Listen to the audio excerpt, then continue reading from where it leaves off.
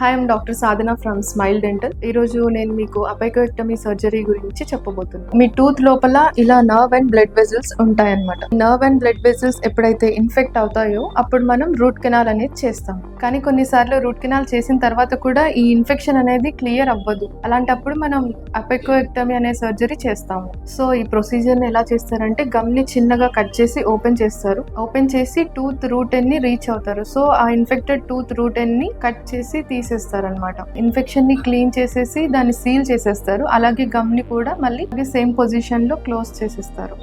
Procedure అనేది మనకి ఎందుకు ఇంపార్టెంట్?